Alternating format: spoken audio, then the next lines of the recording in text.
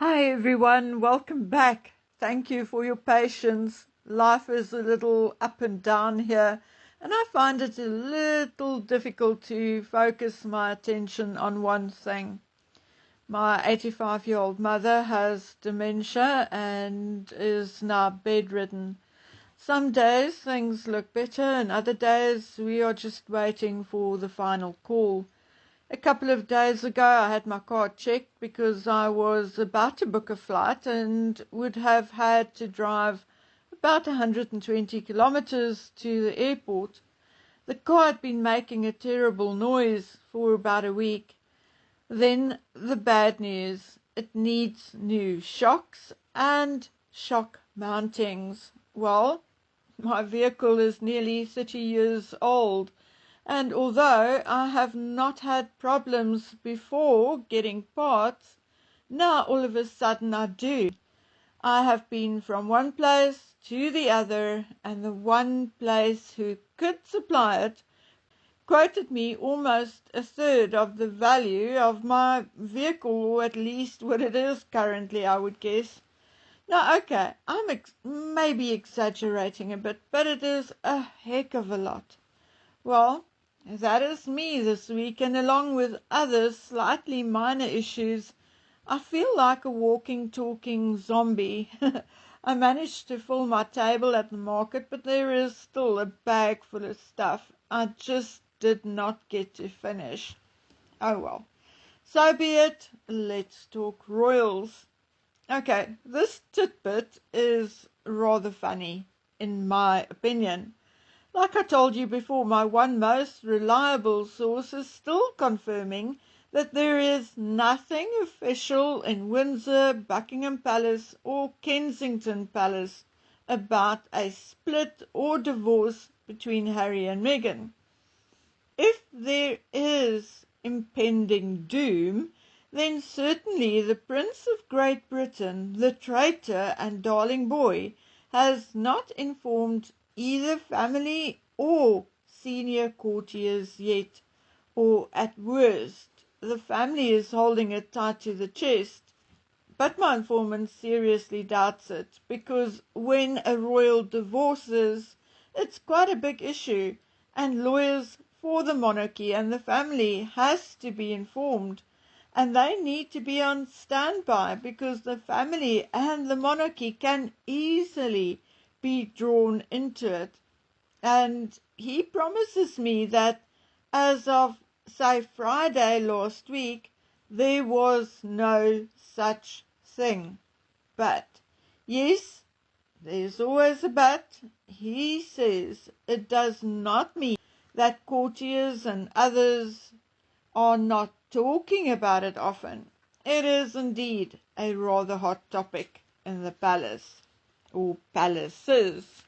And although right from day one many courtiers, as well as William and Catherine, feared that Meghan is not the right person for Harry, most are now actually hoping and praying that the rumors are just rumors, and most are hoping that it all actually works out for Harry and Meghan. But guys, not for the reasons you may think. No, no, no. Courtiers are laughing and shaking in their boots because, like my source says, imagine Harry coming back to the United Kingdom. It would be a bloody nightmare to find him a job or something to do. I really laughed so hard at this, and how interesting at the same time to hear what others think and are saying. Anyway, one of my favorite contributors came up with something far more important than Harry and Meghan, and the discussion leaves us both with more questions. You see, if you're British or even remotely interested in Britain, you will know, unless you lived under a rock for a few weeks, that things are not too kosher in England. Is it a little over-dramatic to say that there is instability in England at the moment? I don't think so, but I would fully accept that you may feel differently, okay? I listen to a certain genre of news reports, namely the more conservative and less woke. So I'll admit that I'm a little leaning more to the one way and less to the other. But as an outsider or outsiders looking in, I mean, neither of us are British, it does appear that something is a bit off. I mean, one Prime Minister after the other, Boris Johnson, Liz Truss, Rishi Sunak, Keir Starmer. Really, guys, I mean, to have 4 Prime Ministers in just over 2 years really does not look very stable. Neither does the economy look too stable. Heat and gas bills are going up, food becoming more expensive, etc., etc. Now listen up, everybody. A while ago, I had a huge argument about this particular issue, and I did not want to talk about it on here until I was absolutely certain that I was right. And then I subsequently forgot about it all. But with this particular discussion that I had, I was reminded of the argument because this contributor suddenly out of the blue said exactly what I said. So are we both wrong or are we both right? So I had to find out for sure. Now I finally found the right question to ask, namely, what is the royal prerogative? Prerogative powers are powers which belonged to a monarch since the Middle Ages. In modern times, though, the powers are mostly exercised by government ministers. The most important of those are the power to make war, deploy armed forces, to make treaties and conduct foreign policy, to make public and judicial appointments. However, the king still has and is able to exercise some prerogative power known as his reserve powers. The most important of these are the power to appoint and dismiss ministers, even the Prime Minister, and to give royal assent to bills passed by Parliament, blah, blah, blah. There are a couple of other things, but it's not applicable to this particular video, so I'm not going to confuse you. Our main question is, when is King Charles going to step in and dismiss some of the clowns making some of the worst statements and mistakes in the history of Great Britain? When is he going to represent his people and say enough is enough?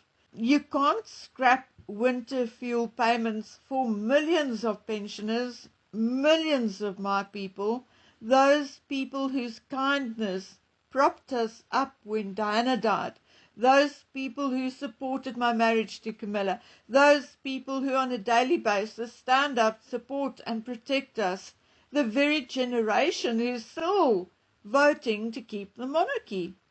Make it right, Mr. Starmer, or I'll stand up for my people and dismiss you. As far as I know, the king can do just that. Now, I had a little look-see at Britain's finances. 7.2 billion was spent on foreign economic aid.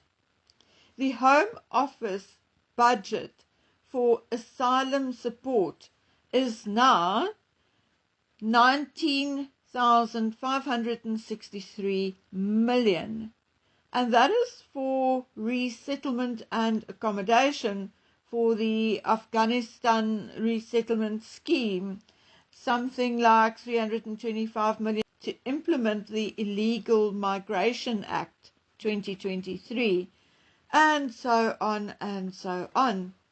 Of that, 733 million was transferred from or taken away from the Department of Health and Social Care and 70 million from the Ministry of Justice. Now, I'm not taking this any further because figures are boring, but I think you all know by now what I'm getting at. But, if only that was all. The United Kingdom, since the so-called invasion of the Ukraine, has provided 7.8 billion in military support and has set aside another 3 billion for the 2024-2025 book year. UK has also sent 400 different capabilities to the Ukraine, among which 650 lightweight multi-role missiles. UK has also trained 47,000 Ukrainian personnel inside the United Kingdom. In other words, they housed and fed them as well.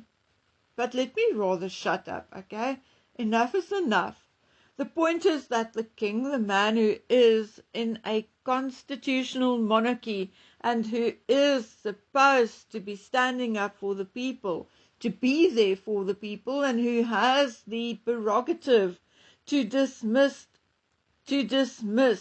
a minister, including the Prime Minister, has said and done absolutely nothing.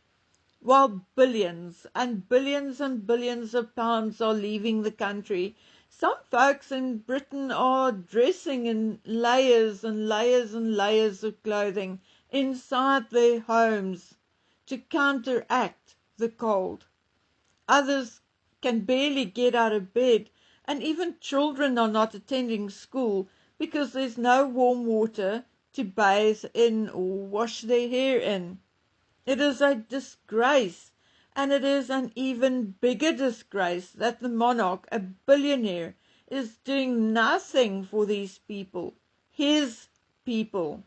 I mean, his own pocket he'll never touch, you can forget about that, but then at least fire the Prime Minister who's doing this to your people, in my opinion, okay? Anyway, guys, I cannot tell you what to think or feel, but like my friend so eloquently said, at this point it will be cheaper for the country to have another coronation, and I agree with her. I would also at this point caution William on his foreign spending and gifting. Right now, his own country and people really needs him to step up for them. God bless both these men and open their eyes to where their help is needed most. Okay, guys, that's it from me. Thank you for staying with me. Thank you for not ditching me. Thank you. I appreciate you and love you. Take care. Bye.